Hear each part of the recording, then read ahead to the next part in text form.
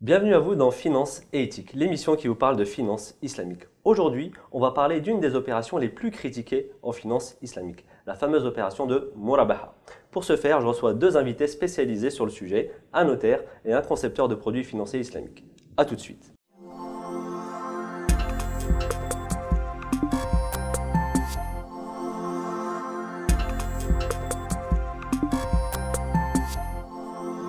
On va parler aujourd'hui de l'opération de Murabaha, qui est proposée aujourd'hui en France par une banque et qui permet aux musulmans et à n'importe quel autre individu de financer son bien immobilier sans passer par un crédit conventionnel, donc à intérêt. Pour ce faire, donc, je reçois aujourd'hui Marie Mogilevski. Vous êtes notaire. Bonjour, merci d'avoir accepté notre invitation.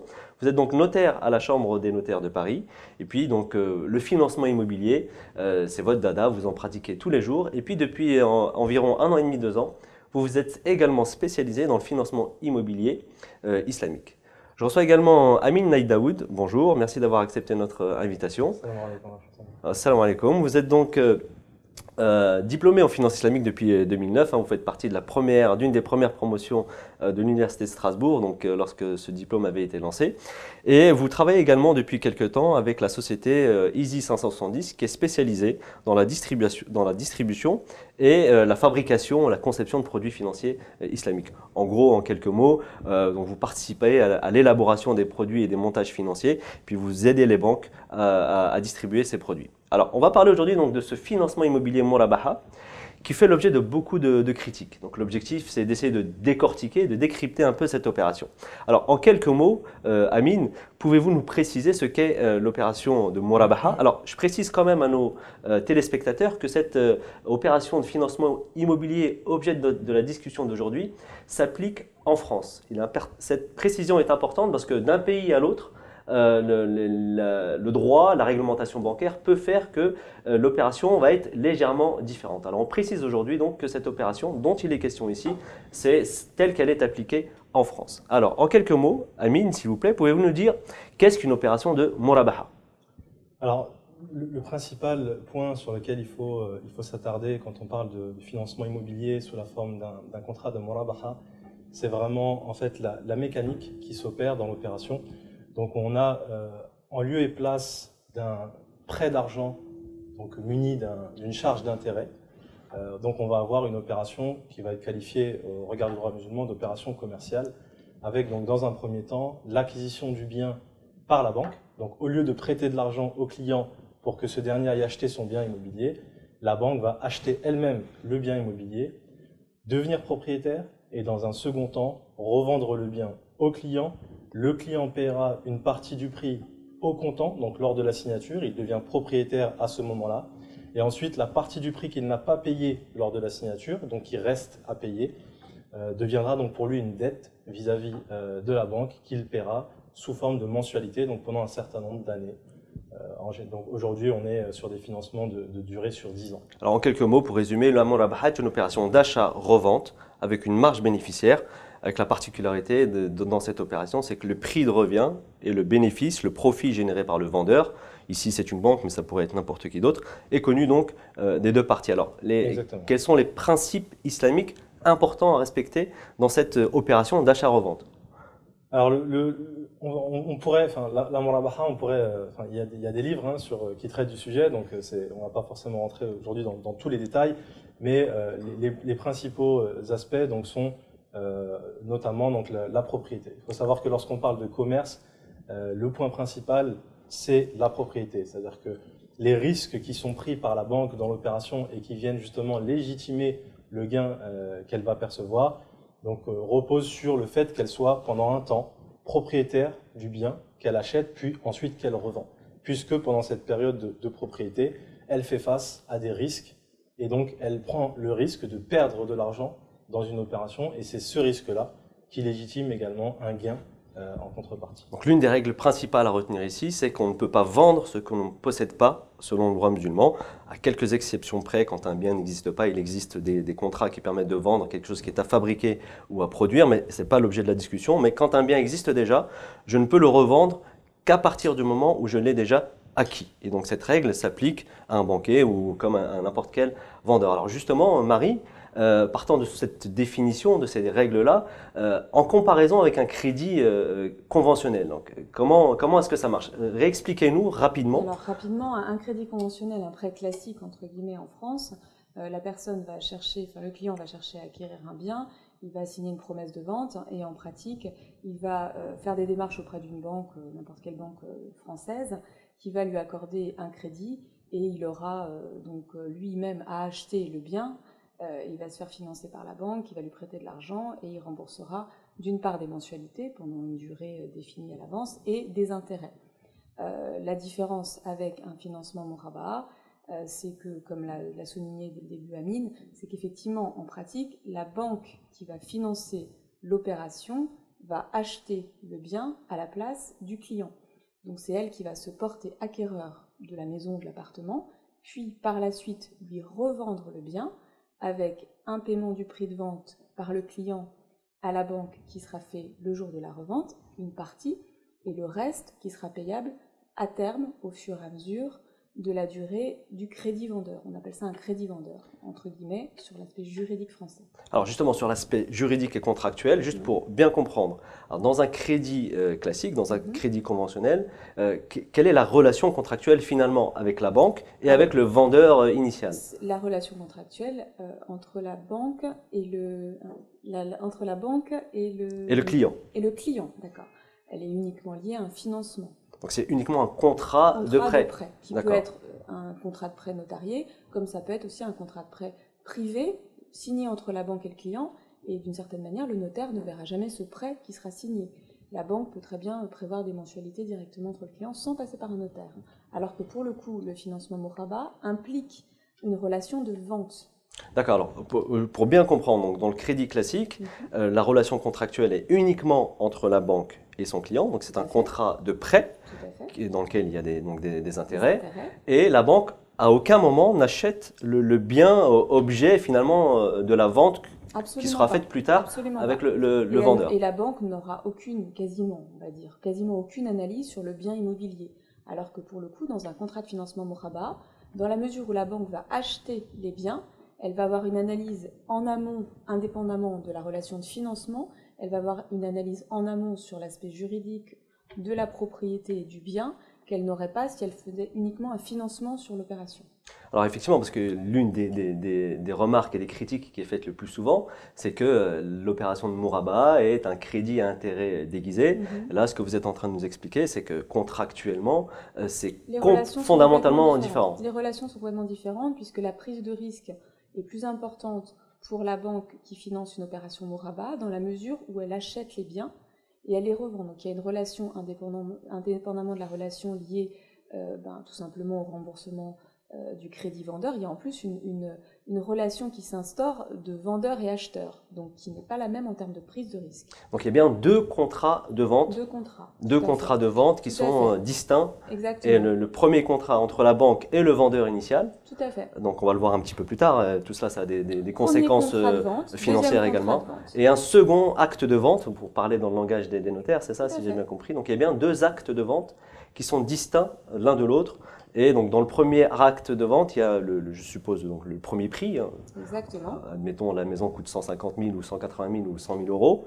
Et dans le second contrat, il y a donc un second prix. Un second prix qui est un petit peu plus élevé, forcément, puisqu'il comprend, ce que nous expliquait tout à l'heure Amine, il comprend la marge de la banque, et les différents frais qu'on va détailler dans quelques instants. Justement, bonne transition, on fait également un autre reproche très souvent, c'est que le crédit islamique serait ou est-il plus cher qu'un crédit conventionnel. Alors, si c'est le cas, pouvez-vous nous expliquer, Amine, pourquoi? Si possible, en nous donnant un cas concret, une étude de cas précise avec des chiffres les plus réalistes possibles. Alors en fait, sur cette question, ce qu'il faut commencer par dire, c'est que ce n'est pas seulement une critique. Moi, je dirais même en réalité, c'est un fondement. C'est-à-dire que mathématiquement, pour celui qui a fait un minimum de finances et qui comprend donc l'opération de Mourabaha telle qu'on l'a expliqué, avec la mécanique de l'achat, de la revente et donc de la prise de risque induite, comprendra forcément que le coût final doit être plus cher. Parce que quand on prend des risques, forcément ces risques-là, on doit les couvrir. Donc quand on couvre des risques, ça veut dire forcément prévoir, provisionner également des frais. Donc, je vous donne un exemple basique. On se dit qu'on va financer 100 biens dans l'année. Donc, on va devoir acheter 100 biens. Et puis, imaginons que sur les 100 biens, il y en ait un qui brûle. D'accord ?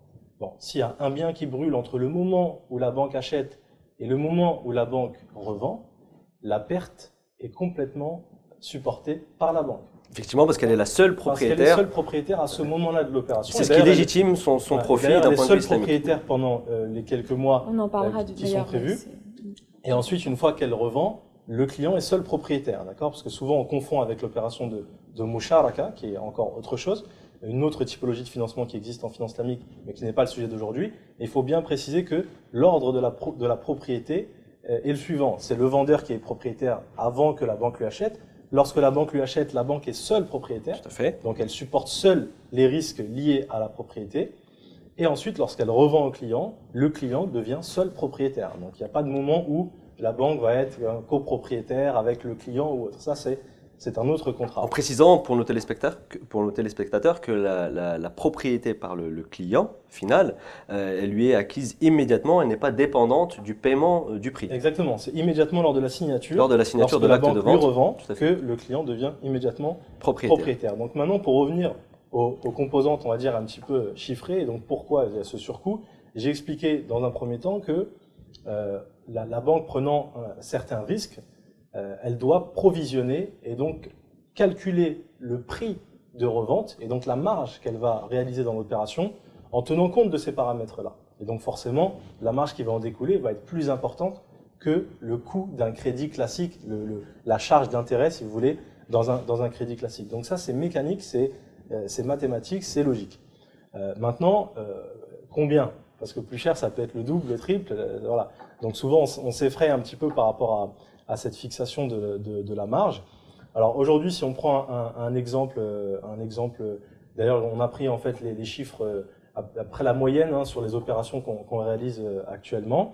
Donc sur l'acquisition d'un bien d'une valeur de 180 000 euros, avec un apport personnel du client, donc c'est-à-dire le prix qu'il va payer lorsqu'il achète lors de la signature, la partie du prix qu'il paye. Le premier versement qu'il fait. Le premier versement, ce qu'on appelle usuellement donc l'apport personnel, de 70 000 euros. Ça, c'est les moyennes qu'on observe à peu près. Donc, dans cette configuration-là, la banque va acheter donc le bien, ensuite le revendre. Elle va réaliser une marge d'à peu près 25 000 euros. D'accord, donc sur 180 000 euros, voilà. La banque va revendre à 205 000 euros. Exactement. Ce sera le prix de revente. Donc ça, c'est sans compter, bien sûr, les frais de notaire, donc les frais liés à l'opération. Les frais de notaire, entre guillemets, on va les redétailler dans quelques instants. Par la suite. Donc ça, c'est si on tient compte uniquement de la marge qui est réalisée par la banque, cette marge s'établira environ autour de 25 000 euros. D'accord ? Sur quelle durée Sur une durée de 10 ans. Donc là, on a pris un cas classique, durée de 10 ans. On est à 25 000 euros. Alors que sur un crédit, on va dire conventionnel, un prêt à intérêt, on serait à une charge d'intérêt d'environ 20 000 euros. D'accord ? Donc ce qui veut dire 5 000 euros environ en plus sur la marge. Et donc ce sont ces 5 000 euros-là supplémentaires qui s'expliquent, comme je l'ai précisé tout à l'heure, par la prise de risque également, par la prise de risque relative à la spécificité de la particularité de l'opération de Murabaha. Ensuite, ça c'est une composante, un élément qui explique le surcoût de l'opération dans sa globalité. Un deuxième élément qui explique le surcoût, une fois encore, il a trait à la spécificité de l'opération et donc le fait que la banque doive acheter puis revendre, puisque lorsque la banque va aller acheter, elle va passer également chez le notaire et donc elle va payer des frais à ce moment-là. Alors c'est des frais qui vont être réduits donc grâce à une instruction fiscale qui a été publiée en 2010 au bulletin officiel des impôts par le ministère de l'économie et des finances.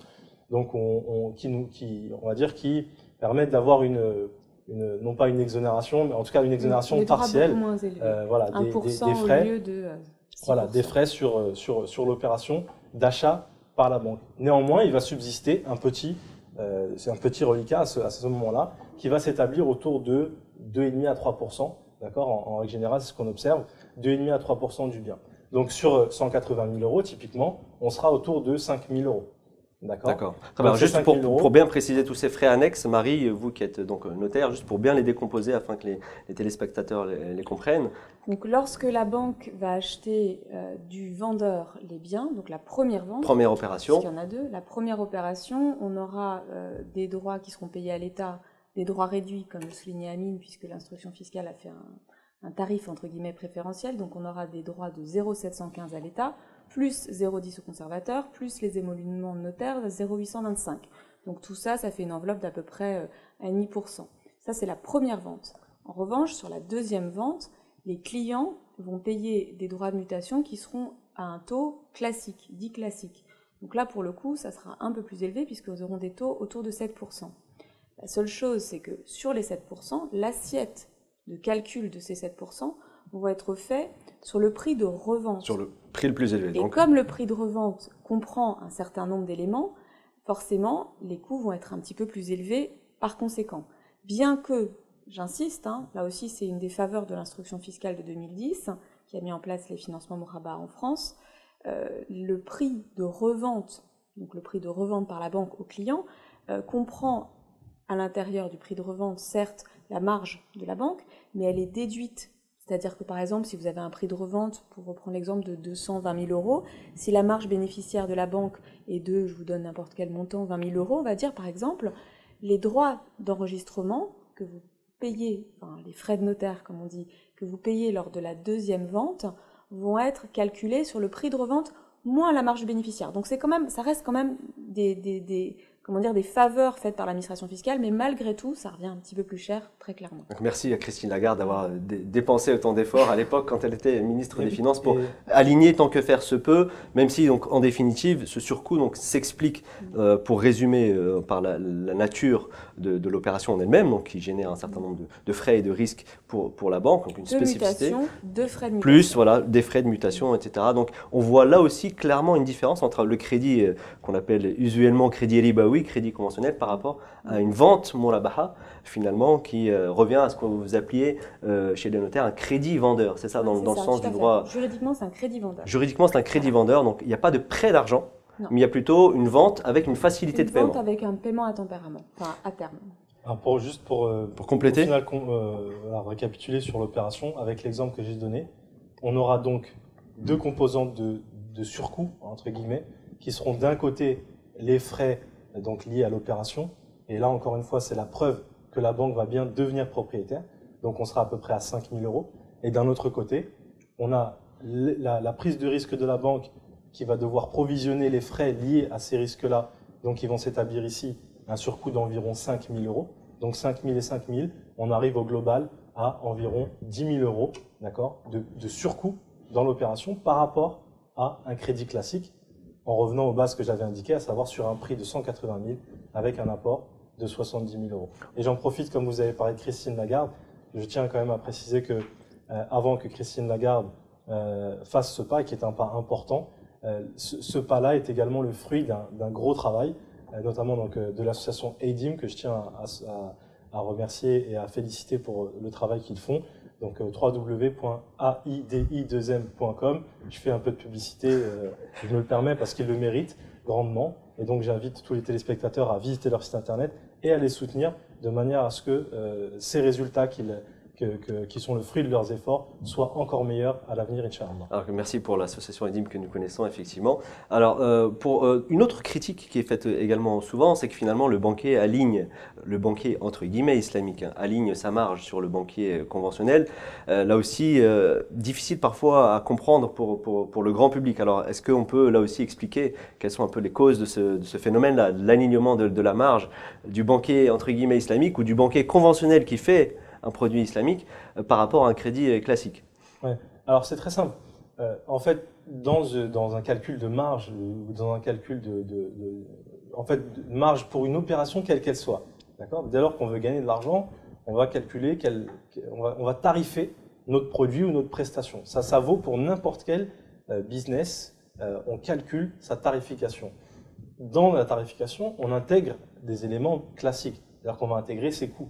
Les coûts. Quels sont les coûts associés à ce produit ou à ce service? Les coûts de fabrication, les coûts de revient, tout à fait. Voilà. Donc, Je suis une banque, et ben j'ai des salariés, j'ai des loyers à payer, j'ai des charges, etc. Donc tout ça, je dois l'intégrer. Bien sûr, je vais le répartir par produit, par vente, etc. De manière à savoir à peu près, sur chaque produit que je vends, quelle charge, quels sont mes coûts de revient pour ce produit-là. Et ensuite, sur cette base-là, établir mon bénéfice à moi. C'est-à-dire, en gros, voilà, là, on parle d'une banque, donc typiquement, on a des actionnaires, etc., qui sont légitimement associés dans cette entreprise-là et attendent un revenu de leurs investissements. Donc ça, c'est tout à fait classique. Je veux dire, pour n'importe quelle entreprise commerciale, tout à fait. C'est le même fonctionnement. Donc c'est la raison pour laquelle, effectivement, on sera finalement très proche de ce que peut faire en termes de tarification une banque conventionnelle sur un prêt à intérêt. Sauf que là, on va avoir le petit surcoût que j'ai expliqué tout à l'heure, donc qui sera lié à la prise de risque, qui, elle, est un élément qui n'existe pas chez la banque conventionnelle. En précisant aussi, là, peut-être un point important et qui différencie aussi l'opération islamique par rapport à un crédit conventionnel, c'est que la banque, entre guillemets, islamique, n'achète pas l'argent comme pourrait éventuellement le faire une banque conventionnelle sur les marchés financiers. Mais au final, si vous voulez, la rémunération de l'argent, entre guillemets, puisqu'on va dire qu'effectivement une banque va peut-être aller emprunter de l'argent ou se faire refinancer, donc il va y avoir un coût de ce refinancement, au final, que ces fonds-là viennent de refinancement ou qu'ils viennent d'investisseurs, de fonds propres. Les fonds propres ne sont rien d'autre que typiquement le capital ou autre, en tout cas on est dans le haut de bilan. Ou des dépôts, parce que là aussi, dépôts, voilà, on peut effectivement sur l'origine des fonds, ça c'est une question qui revient souvent. Dans tous les cas, on va devoir calculer quelque part une rentabilité pour ces fonds-là. Alors après que ces fonds-là viennent d'emprunts sur les marchés, ça effectivement on va le mettre de côté, mais que si ce sont des investisseurs, il faut se dire que derrière la banque qui achète des maisons pour les revendre, il y a vous et moi, des investisseurs qui ont mis de l'argent dans cette société et qui attendent un rendement. Donc en l'occurrence, là, l'origine des fonds, ce n'est pas, il faut le préciser ici pour nos téléspectateurs, ce n'est pas un refinancement ou ni de l'achat de l'argent racheté sur les marchés. Après aller acheter les maisons et les revendre, etc. Il n'y a pas de tout ça. Très bien, donc merci pour cette précision. Alors, autre question qui revient souvent, on le reçoit par mail et question qui nous vient également souvent lorsqu'on intervient à droite et à gauche. Qu'est-ce qui se passe dans le financement islamique si jamais moi, en tant qu'acheteur, j'ai un moment de difficulté, je n'arrive plus à honorer mon engagement de paiement. Alors Marie, oui.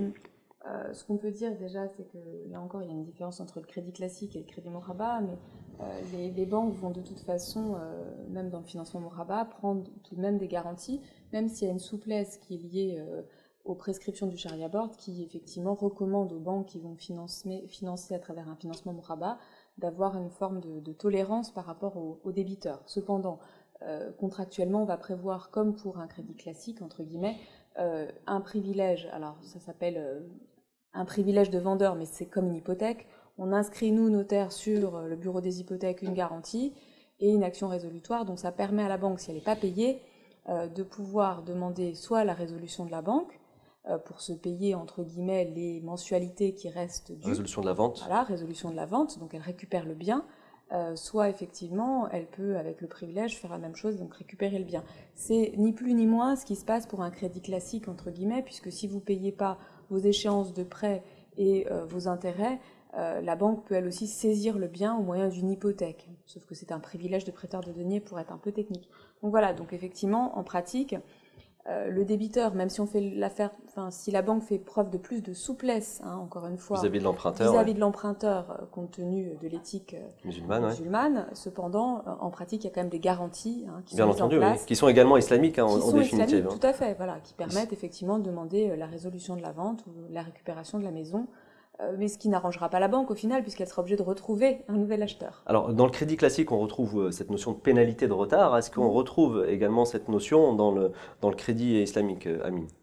Alors, en principe, non, parce que, alors, comme on l'a précisé tout à l'heure, il faut bien comprendre que, parce que juste avant, on évoquait le fait qu'il y ait une garantie, entre guillemets, une hypothèque sur le bien. Cette hypothèque, effectivement, islamiquement parlant, elle ne pose pas de problème. Pourquoi? Parce qu'on est dans une relation de dette. Alors là, les téléspectateurs vont se dire « Ah, mais on parlait de vente et puis finalement, c'est une dette. » Oui, une fois qu'on a vendu et qu'il y a un prix à payer, un séquencement, à partir du moment où je vends un produit et que j'autorise l'acheteur à me payer une partie du prix plus tard, dès lors que la vente est faite, la partie du prix qui ne m'a pas été payée devient une dette. D'accord ? Donc à ce moment-là, religieusement, on passe dans le traitement de la dette, islamiquement parlant. Or, lorsqu'on a une dette… Qui est très encadrée, voilà, effectivement, qui est très dans le encadrée droit religieusement, donc c'est rahn, on trouve ça dans tous les livres de fiqh. le gage. Donc vous aurez, voilà, le gage, vous aurez donc des règles qui encadrent cela, et il est tout à fait acceptable islamiquement d'avoir une garantie. D'accord ? C'est-à-dire d'avoir un bien qui est immobilisé pour ça, ou sur lequel on peut se rabattre, entre guillemets, au cas où la personne n'assumerait pas les remboursements qui sont prévus selon l'échéancier. L'islam donne les droits aux créanciers, d'ailleurs d'où il y a des recommandations, il y a des hadiths, etc. Voilà. qui vont dans le sens pour le débiteur ou pour toute personne qui a une dette, de faire le nécessaire de son vivant pour honorer cette dette si jamais elle devait mourir. Donc il y a ces injonctions qu'il faut prendre au sérieux, très au sérieux pour le client, et ensuite pour la banque, il y a également donc, des recommandations, on les retrouve même dans le Coran. Donc la manière dont ça va se traduire, c'est cette fameuse souplesse dont parlait Marie, c'est le fait que typiquement, bah voilà, avant d'aller tout de suite avoir recours à cette fameuse hypothèque, voilà, le Sharia Board typiquement va recommander que on analyse de manière beaucoup plus personnalisée, beaucoup plus fine la situation de la famille, de manière à ne pas le mettre dans une situation de difficulté encore plus grande. Néanmoins, effectivement, la banque a des droits, donc il faut que ces droits soient respectés, mais sans pour autant enfoncer la famille. Donc typiquement, on va lui proposer, sur un délai quand même raisonnable, de revendre le bien, par exemple, par elle-même. Que la famille revende le bien par elle-même, de manière à ce qu'elle puisse en tirer le meilleur prix et immédiatement donc rembourser ce qui est dû à la banque, puisque, a priori, elle n'est plus en mesure de le payer selon l'échéancier qui avait été prévu au départ. Parce qu'il faut savoir qu'une banque classique qui lève une hypothèque, c'est revendu ensuite aux enchères, et donc typiquement, le prix qui va être mis, le prix de départ qui va être affiché pour la vente aux enchères ne sera rien d'autre que, en pratique, le montant de la dette qui est encore inscrite. La créance qui reste. Voilà. Donc si une maison est récupérée en hypothèque et saisie alors qu'elle vaut 300 000 euros, elle peut tout à fait être mise en vente à 50 000 euros. La banque n'aura aucun scrupule à la mettre en vente à 50 000 euros parce que c'est la somme qui lui est due. Tout à fait. À partir du moment où elle récupère son argent, elle se lave les mains de ce qui se passe après pour la famille. Et avant d'en arriver là, il y a également tous les intérêts de retard, voilà, et toutes les sans majorations compter les intérêts de retard, qu'on ne retrouve pas donc dans le crédit islamique. Qu'on ne retrouve pas en théorie, on va dire, dans le crédit islamique. Après, donc le problème qui va se poser si on n'applique pas de manière générale de pénalité, c'est tout simplement qu'on a un risque de se retrouver qu'avec des mauvais payeurs. Des gens qui ne prendront plus au sérieux. Des gens qui peuvent être de mauvaise foi également. De mauvaise foi, exactement. Oui, qui sont de mauvaise foi et donc qui mettraient en péril tout le système et tout ce finalement. fonctionnement. Donc, ce qui est prévu, c'est une forme de garde-fou, si vous voulez. Donc, ce sont des pénalités. Mais par contre, donc les savants ont statué sur cette question-là, de dire, enfin les savants, en tout cas le Sharia Board qui encadre l'opération, sur le fait qu'on applique une pénalité, mais que cette pénalité ne peut pas bénéficier à la banque. C'est-à-dire que la banque ne peut pas en jouir, elle ne peut pas garder cet argent parce que, islamiquement, normalement, on n'applique pas de pénalité. Donc cette pénalité n'a que pour rôle d'être dissuasive, finalement. De dissuader le client de tout acte de mauvaise foi. Et quand elle est appliquée, elle est reversée tout à fait à des œuvres. Dans ce cas-là, on va reverser effectivement ces pénalités à des associations et autres. À des œuvres caritatives.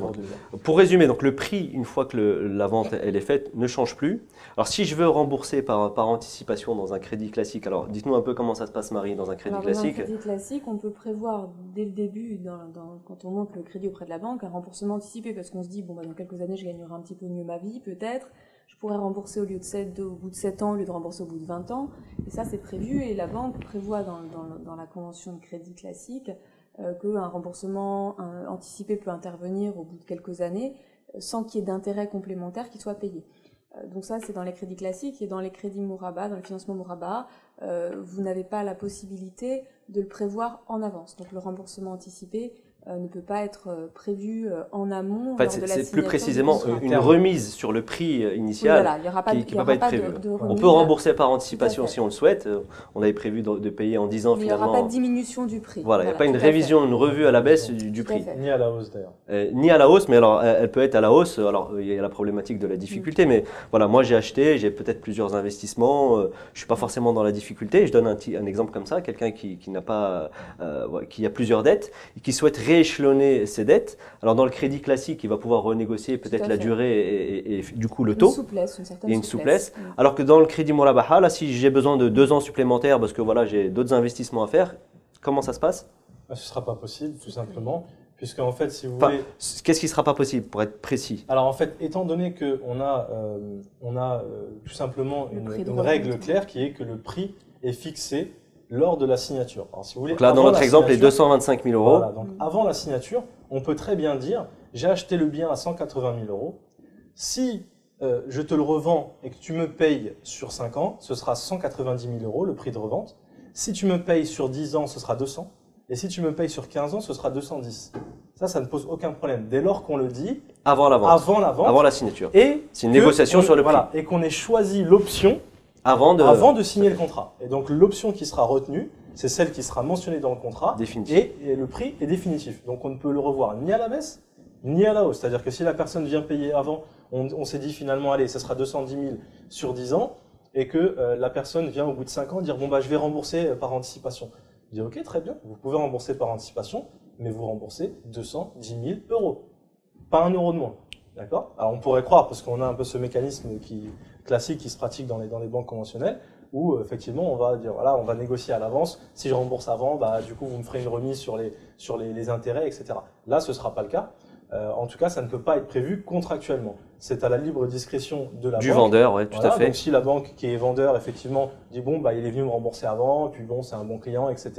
Après tout, il a remboursé en 3 ans au lieu de 10 ans, bon, bah, allez, on va faire un geste. Elle peut le faire, mais c'est à sa libre discrétion et en aucun cas, on ne peut prévoir ça en amont dans le contrat. Alors c'est plus facile à dire qu'à faire parce qu'il peut y avoir également des incidences fiscales. Hein. Ouais, Le vendeur peut être redressé sur le profit. Finalement, pourquoi ne l'a-t-il pas encaissé et pourquoi cette remise? Et donc si j'ai besoin de 2 temps supplémentaires, c'est pareil. Le vendeur peut m'accorder un temps supplémentaire, mais sans pour autant Sans revoir augmenter le prix. Raison pour laquelle, en règle générale, l'octroi d'un délai supplémentaire, d'un rééchelonnement sur une durée plus longue, ne se fera que dans des circonstances exceptionnelles et donc typiquement de réelles difficultés de la famille. Là encore, donc les recommandations du Sharia Board, vraiment d'étudier la situation, d'analyser la situation en détail de la famille pour savoir si c'est une réelle difficulté ou si c'est juste quelqu'un qui a fait ses investissements à droite à gauche sans forcément bien gérer son argent.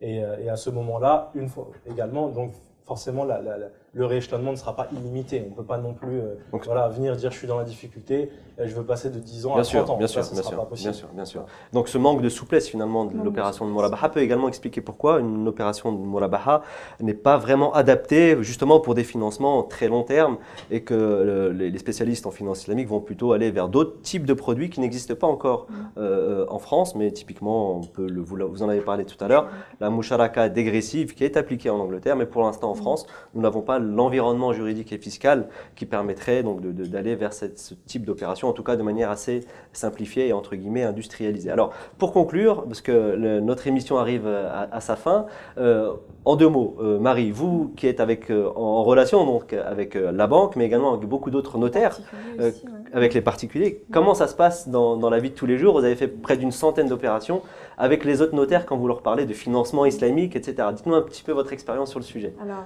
ce qui n'est pas évident en fait à faire comprendre, notamment aux vendeurs, hein, puisque forcément il faut aussi prendre en considération le vendeur qui vend sa maison ou son appartement, c'est essentiellement le montage du financement et la durée de l'obtention du financement. Donc, pour un prêt classique, on l'obtient au bout en général de 2 mois. Pour un prêt un financement Mouraba, c'est plutôt de l'ordre de 3 mois. Hein. Donc forcément, les vendeurs sont impatients et ça rallonge les délais. Les notaires vendeurs comprennent pas toujours le montage. Hein. Donc c'est toujours un petit peu difficile. Ils sont parfois effrayés, non? Est-ce que parfois ils sont effrayés dès qu'ils entendent financement islamique? Sûr, évidemment, je peux vous dire. Hein, on est en France, c'est ça? Très clairement, on est en France. Hein, donc les mentalités françaises sont ce qu'elles sont et Dieu merci, on a des gens qui comprennent très bien les choses et puis il y en a d'autres qui sont un peu plus rigides. Donc il y a quelques opérations perdues malheureusement. mais j'espère que ça va se répandre. Hein. Donc ça, c'est le premier point. Les difficultés pratiques aussi sont celles mais là encore, liées aussi au risque de la banque. Très clairement, la banque achète. On a ce qui s'appelle un droit de préemption en France qui est à purger. Donc souvent, les clients ne vont pas pouvoir récupérer le bien tout de suite. Des fois, ils attendent plus de 2 mois pour pouvoir racheter à la banque le bien, puisqu'on a un droit de préemption offert à la mairie à purger. Donc là, il y a un petit délai d'attente. Donc là, chaque vente immobilière, dans beaucoup de cas... qui peuvent être faites immédiatement parce qu'il n'y a pas de droit de préemption à purger. Donc ça, c'est la commune ou c'est la ville qui décide voilà, ça? C'est la commune qui décide. Une spécificité très française peut-être? Très française, voilà. À chaque vente immobilière, il faut déclarer, en fait, c'est ce que les notaires font. Déclarer le bien déclare la vente à la mairie. La commune, elle a le droit de s'opposer à la vente. Tout à fait, de s'opposer, en tout cas d'acheter le bien pour elle. Et comme il y a 2 ventes, donc ce droit s'applique aux 2 ventes. Aux 2 ventes. Donc, Première ce qui peut vente rallonger... à tel prix, deuxième vente à tel prix, et du coup, ça rallonge les délais pour les gens qui veulent récupérer le bien. Et donc, quand la banque achète, elle est propriétaire pendant toute cette durée du bien. Pendant 2 mois, elle va être Il peut se passer beaucoup de choses sur ce bien. Il peut se passer beaucoup de choses, et donc, notamment, effectivement, il peut y avoir un risque, notamment parce que la banque qui va financer l'opération ne prendra pas forcément non plus d'assurance, puisque les produits d'assurance aujourd'hui ne sont pas charia compatibles. On y viendra, mais ce n'est pas le cas aujourd'hui. Effectivement, ça c'est un autre sujet, on en fera toute une émission. Et vous, Amine, alors en 2 mots, en conclusion, quelles sont les perspectives de développement et le potentiel pour le marché du financement immobilier français? Alors, clairement, aujourd'hui, on est dans une phase où, si vous voulez, du développement du marché de la finance islamique en France, où tout est à faire, il y a encore beaucoup à faire. Ces premières initiatives sont à saluer et elles apportent, si vous voulez, ce crédit à tout ce développement. Donc, pourquoi? Parce que tout simplement, on prouve au marché que c'est faisable. On prouve que c'est faisable techniquement, juridiquement, fiscalement, financièrement, etc. Et donc, ça donne vraiment un signal positif à un marché qui attend justement ces signaux. Ensuite, au niveau de la clientèle, clairement, il y a un gros travail à faire. Il y a vraiment un gros travail à faire de mobilisation. Et il faut que la clientèle s'exprime, il faut que la demande s'exprime. Parce qu'on est sur un marché où, clairement, on ne servira pas sur un plateau. Ça, il faut se le dire. Et donc, j'espère que nos téléspectateurs qui nous écoutent, ils seront sensibilisés. C'est d'ailleurs ce qu'on s'efforce de faire depuis des années, d'essayer de sensibiliser les gens, donc la communauté musulmane en particulier en France, pour exprimer leurs besoins, qu'ils le fassent avec leurs conseillers en agence, avec leur banque, qu'ils leur disent, voilà, si moi je n'achète pas, souvent les clients sont harcelés par leurs conseillers, et donc le client va lui dire non, mais voilà, vous comprenez, je ne suis pas intéressé, sans forcément expliquer le pourquoi du comment. Et donc c'est ce qu'on invite les gens à faire. Expliquez, asseyez-vous avec votre conseiller, expliquez-lui pourquoi vous ne voulez pas recourir à ces produits, les fondements de votre éthique et les produits que vous attendez.